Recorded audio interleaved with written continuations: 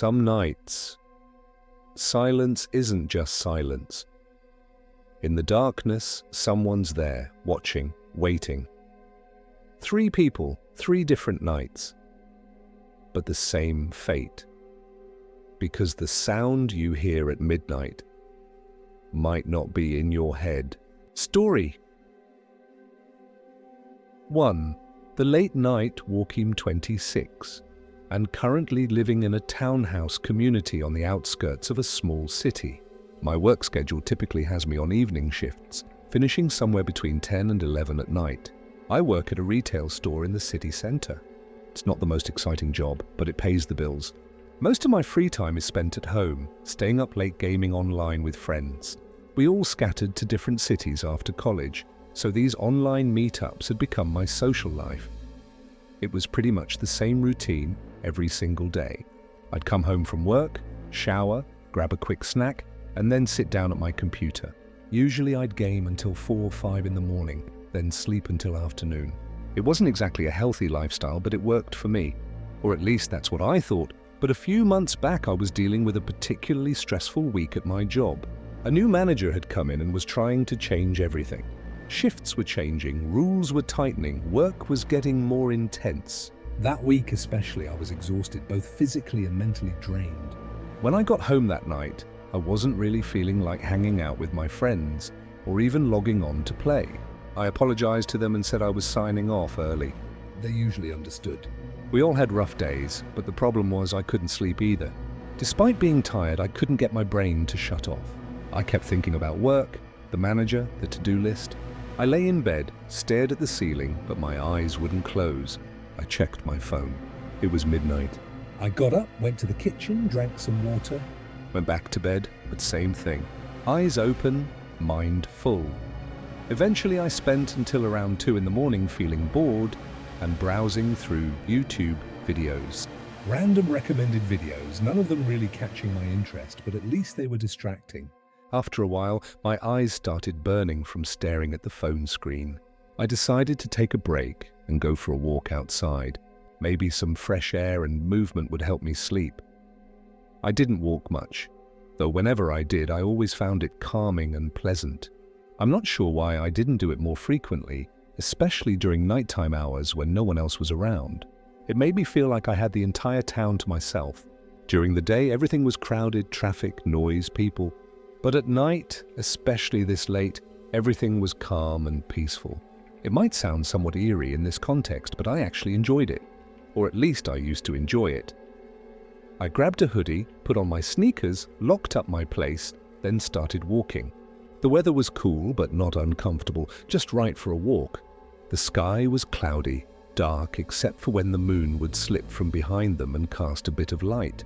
I had no specific plan for how long or how far I would go, but I began by heading in the direction I usually took. I left the townhouse area and went into the neighborhood with regular houses. None of us living out here were particularly well off. The houses were older and not especially impressive, mostly crowded close together. Most were 50 or 60 years old with small yards, faded paint. Some had overgrown lawns, some had weathered doors. But people lived here, these were homes, these were lives. Still, it was better than walking around the townhouse complex. At least here the streetlights worked better.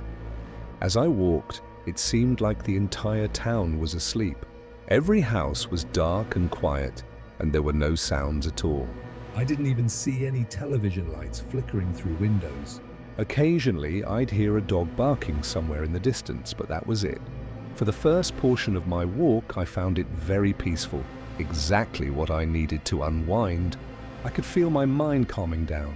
I wasn't thinking about work, wasn't thinking about the manager, just walking step by step. But as I continued down the street, I realized I hadn't made any turns at all. I'd just been walking straight this whole time. Usually I'd circle a few blocks and head back, but this time I'd spaced out, wasn't paying attention.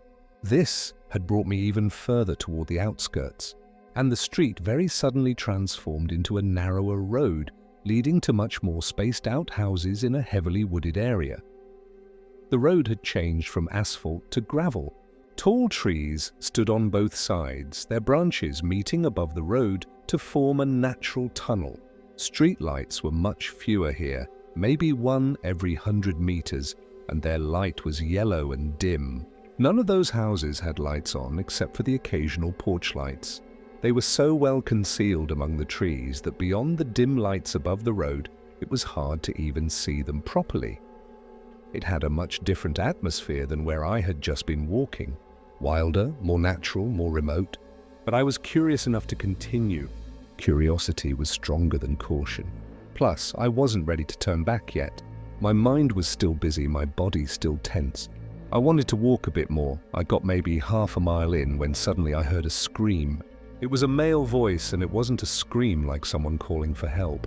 It sounded more like a shout to get someone's attention, or a warning, or a threat.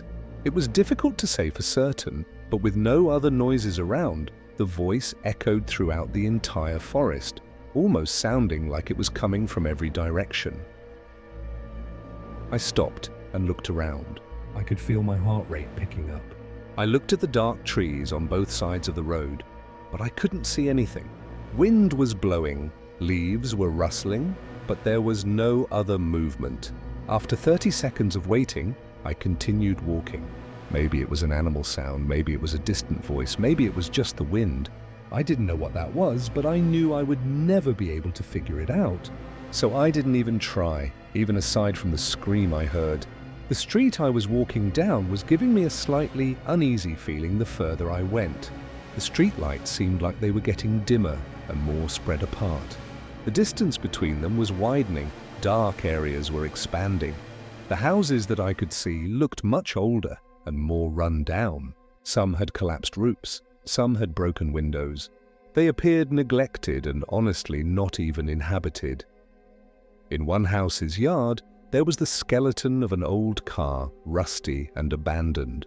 Another house had its door hanging open, the inside dark and empty. Even the road itself was becoming more deteriorated. The asphalt was cracked, potholes had formed. Like nobody ever used it anymore. I knew this side of town wasn't in great financial shape. I mean, I was broke like everyone else, but I didn't even know this section existed. The more I observed everything, the more I started to think it really was a completely abandoned neighborhood, which made me really uncomfortable walking around there in the middle of the night.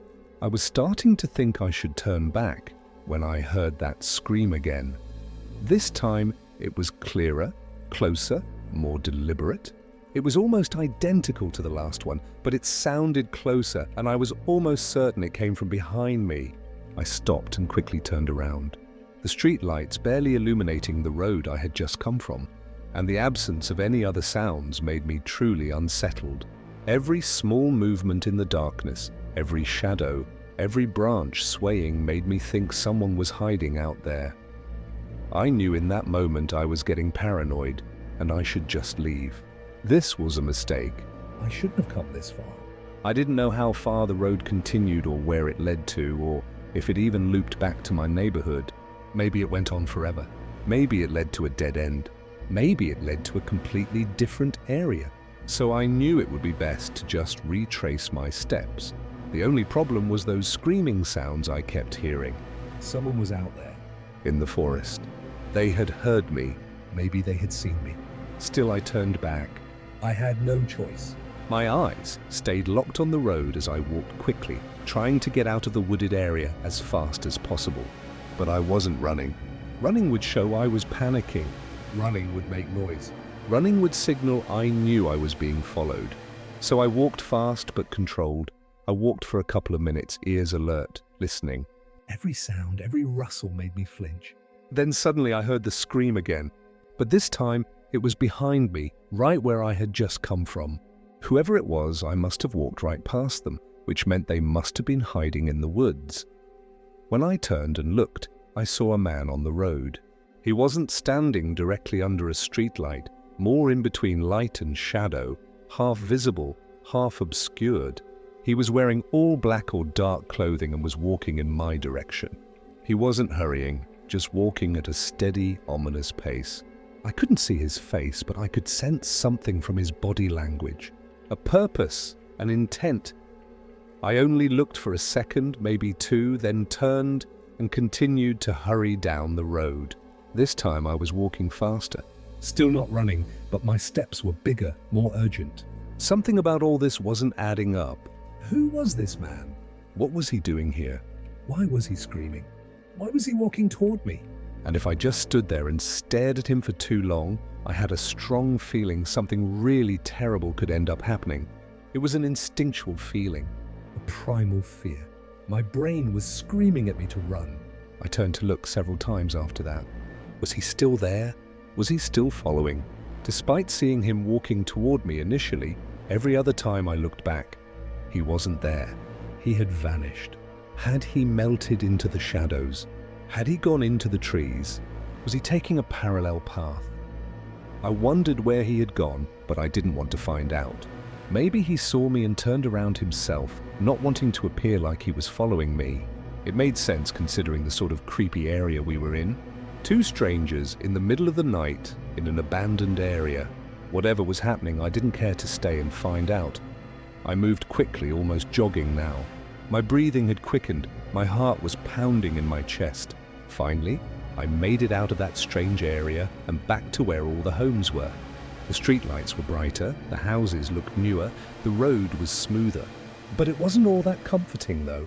I still felt that eerie sense of being alone. Or maybe it was the feeling that I wasn't alone. I kept looking behind me. I kept checking the shadows. Eventually, I made it back to my townhouse. Familiar buildings, familiar cars, familiar roads. Seeing my door gave me a bit of relief. I don't know if that walk was the stress relief I was hoping for. Maybe it was the opposite. Maybe I got even more stressed. But I was just relieved to be away from that creepy area and whoever was screaming out there. I went to the kitchen and got some water and a snack. My hands were shaking a bit, I noticed. Adrenaline was still coursing through my body. I sat at the table for a minute to catch my breath. I drank water, took deep breaths, tried to calm down. It was just a weird walk, just a strange man. I'd forget about it tomorrow. Everything was fine. That's when I heard a shuffling sound outside the front door. The sound of something scraping against the ground, then footsteps, and then a sudden heavy knock. 3 times. Bam, bam, bam. Forceful, deliberate, threatening. I instantly got up from the table, almost dropping the glass. As quietly as possible, I approached the front door. I tried not to press too hard on the floor with each step. I first pressed my ear against it to listen. I could hear someone breathing outside. Heavy, slow breaths, waiting. Then I looked through the peephole. I didn't have my porch light on, so it was basically pitch black, and all I could make out was a dark figure standing there, a human silhouette, motionless. Just standing after a few seconds, once my eyes adjusted to the darkness, I thought I could determine that they were definitely wearing dark clothing. A black hoodie. And from the body type, the stance, everything, I was nearly certain it was the same guy I had seen for a moment during my walk. He had followed me home. How had he found me? Had he watched me? Had he tracked me? I pulled out my phone, my hands were shaking, and backed away as I called emergency services, trying not to speak too loudly. I whispered to the operator, explaining the situation. I gave my address. Honestly, I wanted the guy to stay out there long enough for the officers to arrive, and that way, hopefully I would get some answers. Because now I was really starting to question the screams that I had been hearing out in the woods. Who was this man? What did he want? Did those screams have another meaning? The man outside the door knocked 5 or 6 more times while I was on the phone, each time harder, more insistent. But he wasn't speaking. He wasn't making any sound, just knocking and waiting. That silence scared me even more. Then suddenly everything stopped. It went quiet. And eventually I went back to the door and checked. And he was gone. Vanished again. I didn't dare go outside to look. I checked the street from the window, but I couldn't see anyone. The officers arrived 10 minutes later. 2 of them. I explained the situation, the walk, the screams, the man, the knocking. They asked questions, took notes, checked around. I mentioned the screams, and although they thought it was strange, they didn't investigate any further. Did they know that area? Had there been other complaints there? I couldn't get clear answers. Be careful, keep your doors locked, they said. It wasn't reassuring. I don't think I slept at all that night. Every sound woke me. The wind, a car, a dog barking in the distance. Everything was a potential threat in my mind. And while that was mostly the end of everything eventful, over the course of the next month, I kept waking up to knocks at the front door. Loud, disturbing knocks. Always the same pattern. 3 times. Bam, bam, bam. But by the time I could get down there and check, nobody was ever there. The first time, I ran right down, didn't even think about grabbing a weapon or anything. But nobody was there. The second time, I was more prepared, grabbed a kitchen knife. Still nobody. The third time, I called the police. By the time they arrived, still nobody. Maybe it's neighborhood kids playing pranks, they said. But I knew it wasn't. I bought a security camera, installed it at the door. But when I watched the night recordings, there was just static. Either the camera was faulty or someone was somehow interfering with it. It's been 2 weeks since his last visit, but I still feel somewhat paranoid. I still check my door every night. I still flinch at every sound. I don't know what was happening in that wooded area, who was screaming, or what the man wanted. Maybe he wasn't just a serial killer. Maybe he was a cult member. Maybe he was doing a ritual. Maybe there were other victims. All I can say is I know in my gut that I came very close to being part of something truly awful that night. And whatever it was, it doesn't feel finished yet. Story 2. The Midnight Passengera. A couple of years ago, I was working as a ride-share driver. I did Uber as well, but in my town, Lyft was more popular, so that's what I primarily used. Anyway, because of the flexibility of the job, I never managed to maintain a consistent schedule. At the time, I was in my mid-20s and sometimes stayed up late, hanging out with friends or doing whatever. The job was actually pretty good. No boss, I set my own hours, didn't have to talk to people too much. Just drive, pick up the customer, drop them off. Sometimes I'd get tips, sometimes I wouldn't.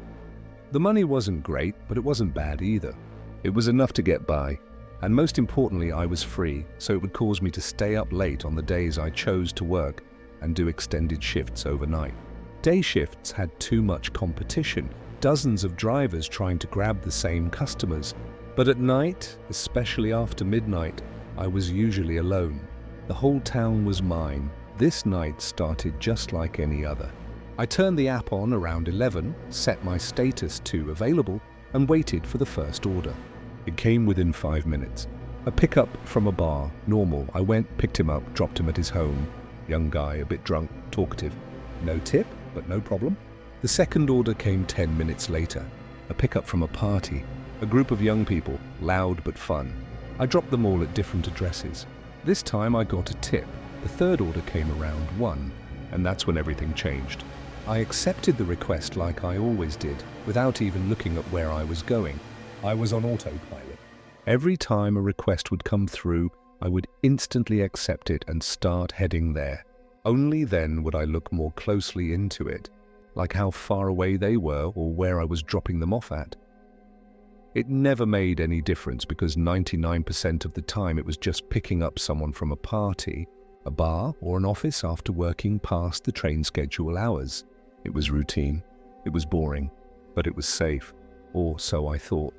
After driving for about 10 minutes, I realized it was taking me in a different direction than usual. Not toward the main town square with all the shops and offices and such, but the opposite direction. I was moving away from the city center. This was a bit odd, but not impossible. Maybe the guy lived in the suburbs. Maybe he'd parked his car somewhere out there, so I checked where exactly I was going. The address didn't mean anything to me. It appeared as a dot on the map, but there was nothing around it. Of course, I was driving, so I couldn't examine it too closely, but from a few quick glances, it didn't really look like anything was out there. I thought it was definitely strange, but I wasn't going to cancel. Maybe the map wasn't updated. Maybe it was a new settlement. Maybe the GPS was wrong. I arrived there 15 minutes later. I think it was about 1 or 2 in the morning by this point in my shift. And the place was exactly what it looked like on the map. Nothing was there. Literally nothing. No houses, side roads, trails, paths, shops, parks. Just a 2-lane road, trees on both sides and darkness. Very dark. There weren't even street lights here. My car's headlights were illuminating the road, but there was no other light source outside. I thought maybe the guy's vehicle had broken down. That was the most logical explanation. I looked around, but I couldn't see anything or anyone. There was no sound except my engine. I pulled off to the side of the road, kept the engine running, and sent a "I'm here" message to the customer through the app. Then I waited. 1 minute. 2 minutes. 3 minutes. Nothing. No response to the message. No movement outside. I checked my phone again. I had signal. The message had been sent, but no response was coming. After waiting 5 minutes, a bad feeling started to develop in me. This wasn't normal. People usually waited, or at least they would respond. Coming in 5 minutes, or wrong address, sorry. But this was complete silence. I decided to cancel it and drive away. It definitely stunk wasting my time. I wouldn't get paid, but I didn't want to wait here any longer. Something was wrong. I put it in drive and started heading back. I drove toward the main city center because I knew that's where I would most likely get more pickups from. Maybe it could still be a good night. This was just a weird glitch. But just 5 minutes after starting to drive back, I got another request. I looked at the phone, same customer name.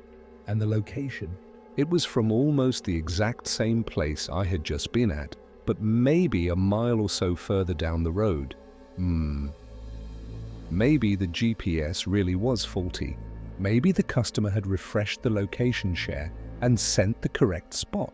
This happened every once in a while, despite this seeming really suspicious, actually wasn't at all to me. Customers frequently sent wrong addresses. They used the app incorrectly. They turned off location services. It created problems every time. So I was used to giving a second chance. I didn't know why the customer didn't just respond to my messages, but whatever. I accepted it. Actually glad this whole trip wasn't going to be a waste of time now, and turned around to go back. I passed the previous spot and went a mile or so further. The road was getting even more deserted. The trees were denser. The darkness was deepening. Again, the entire road was empty and had nothing but sparse forested land on either side. However, this time when I arrived at the new location, there was a man standing there on the side of the road. I felt a bit relieved. There, the customer was here. Not a broken GPS, the guy was just moving. Maybe he was walking, maybe he was jogging, whatever he was doing. He wore regular jeans and a grey hoodie and had a backpack or duffel bag slung over his shoulders. The hood was up. I couldn't see his face clearly, but the body type, the clothes matched. I parked in front of him, pressed the unlock button to open the back door. I looked behind him, saw nothing that he could have come from. No houses or anything. How had he gotten here? But I kept my questions to myself. Asking customers too many questions was considered rude. Everyone had their own life. He opened the door and got in silently. "Hello," I said. No response. Okay, there were types who didn't want to talk. No problem. I quietly turned on my music, low volume. I checked the drop-off spot he had marked on the map. Only 5 minutes down the road. Great, a quick job. But when I looked at the location, I saw the same thing again. Nothing in the middle of nowhere. I hoped it was at somewhere that made more sense. Maybe the map really was old. Maybe there was a new house there. Who knows? I started driving. As I drove, the man stayed quiet in the back seat, but there was something notable.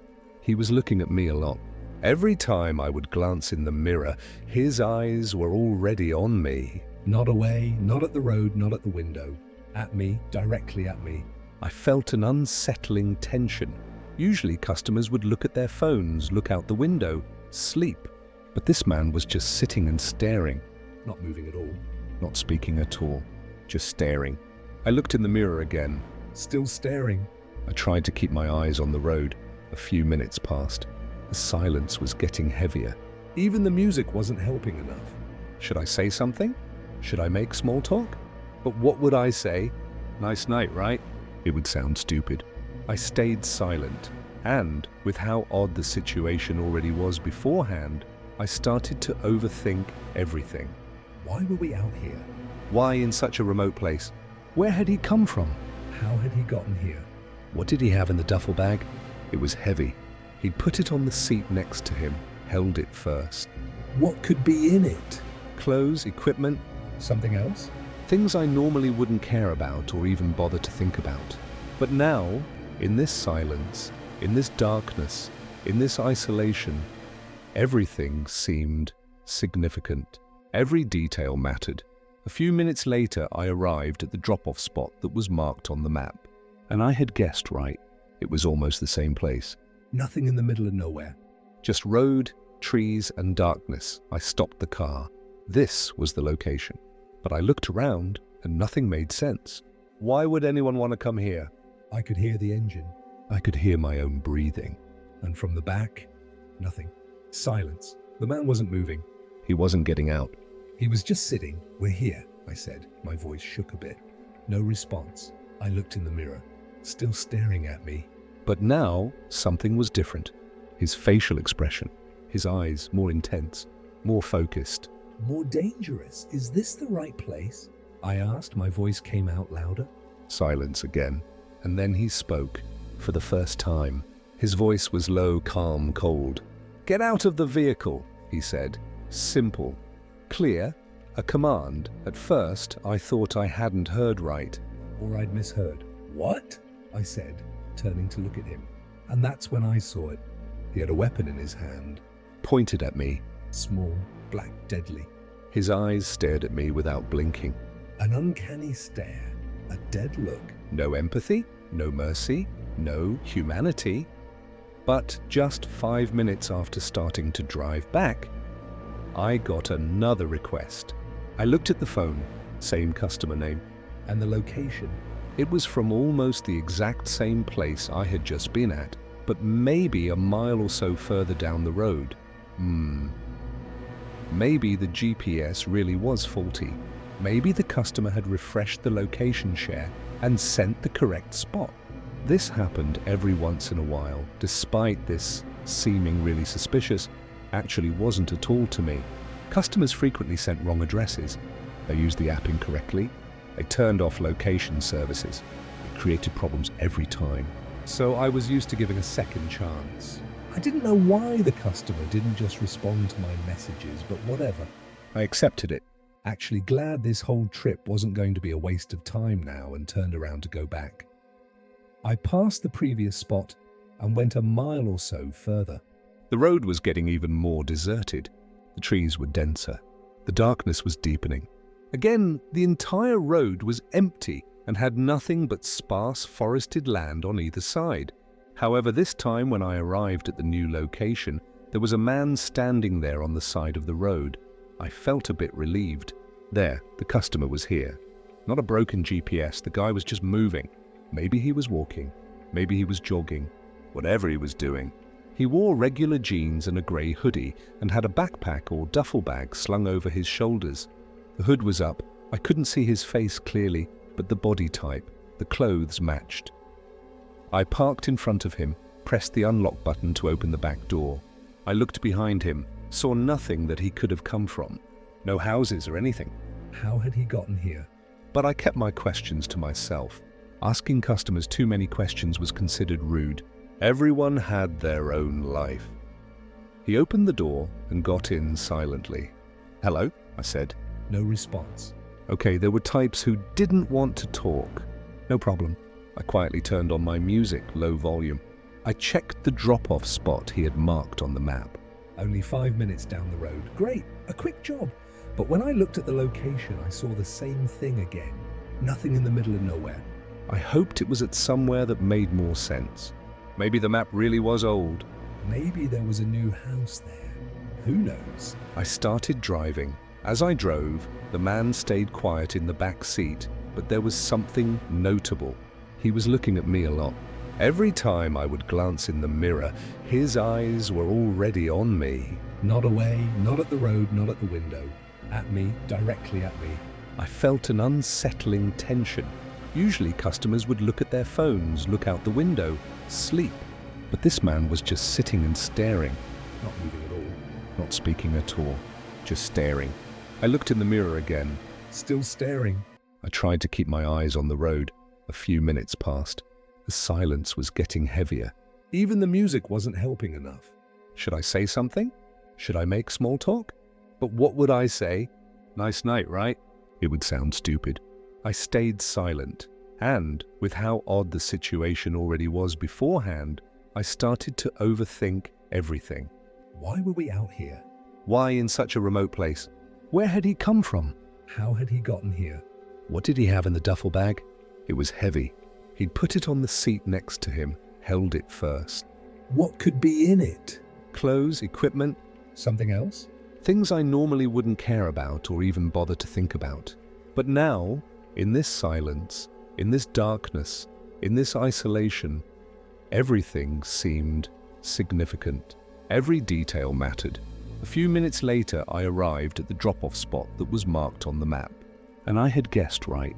It was almost the same place. Nothing in the middle of nowhere. Just road, trees, and darkness. I stopped the car. This was the location. But I looked around, and nothing made sense. Why would anyone want to come here? I could hear the engine. I could hear my own breathing. And from the back, nothing. Silence. The man wasn't moving. He wasn't getting out.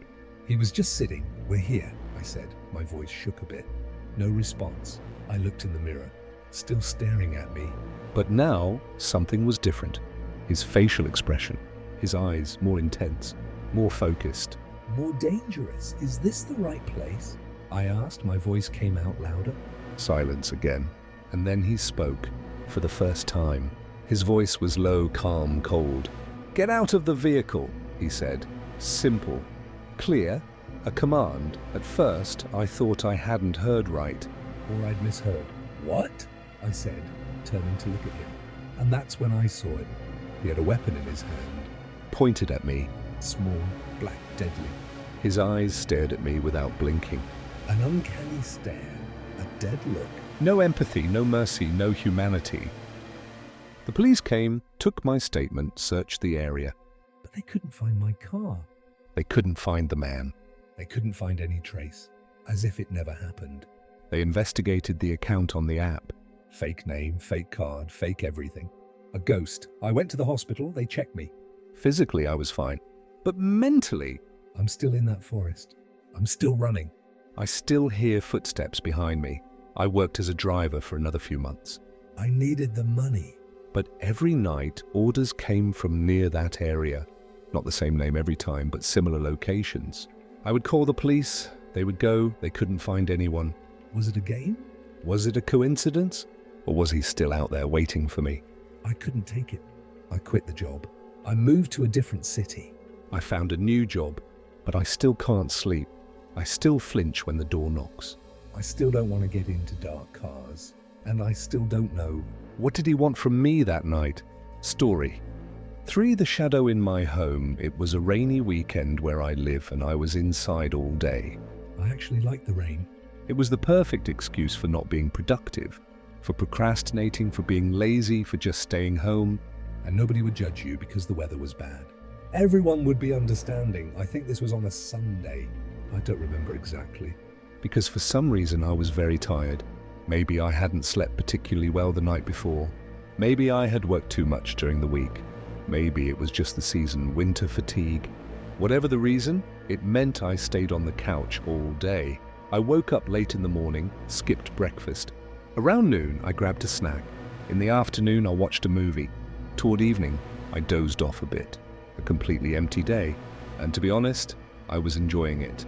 Sometimes we need days like this. Not doing anything, not going anywhere, just existing. But when it came time for dinner, a problem arose. The refrigerator was almost empty. There was nothing to cook. And I had no motivation to prepare something for myself. Normally I would order delivery, but because of the rain, deliveries were delayed. I checked online, the earliest would arrive in an hour and a half. I was too hungry, couldn't wait that long, so what was I going to do? Go out. I hated the idea. I'd been sitting comfortably inside all day. Now getting dressed, going out, dealing with the rain. But hunger won.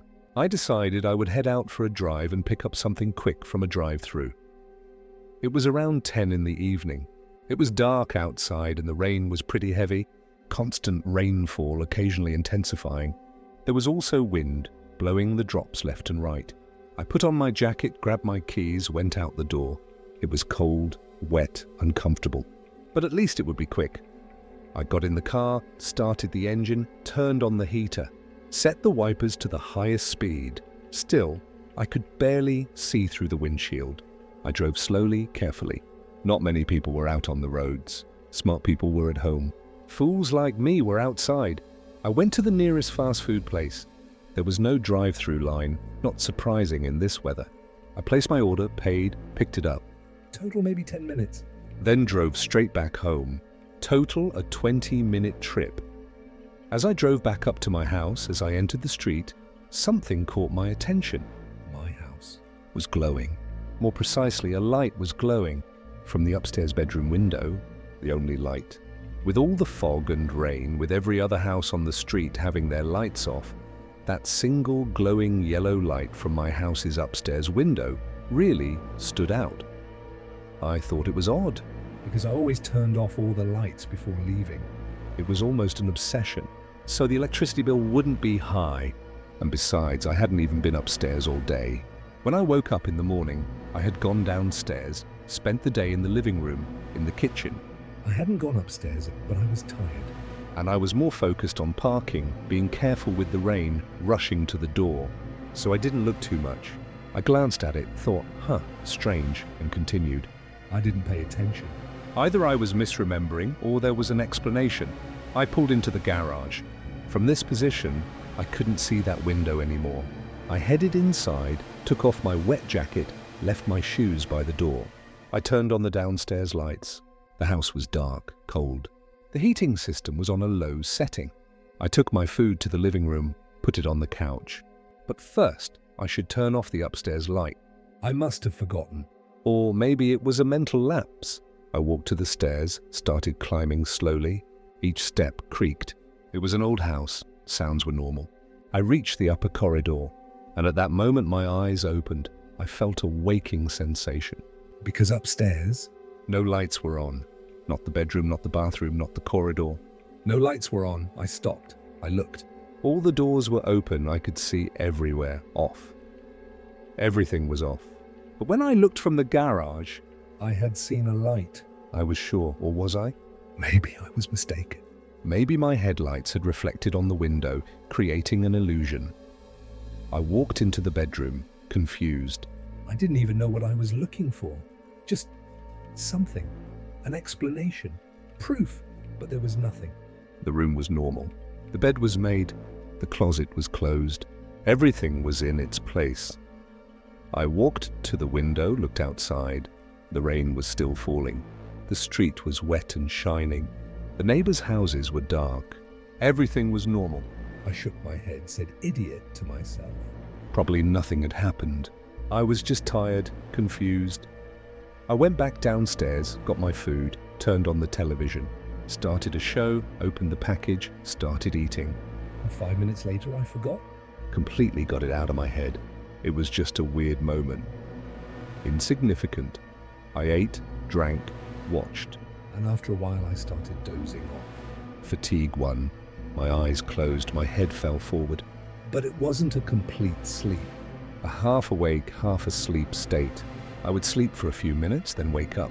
Sleep again, wake up again, and every time I woke up, there was a strange feeling. Discomfort, unease, as if someone was watching. As if eyes were on me. I would look around, look over my shoulders, but nobody was there, just me. But the feeling wouldn't go away. After a few times, I couldn't take it. I got up, turned on the lights in the room. Maybe light would comfort me.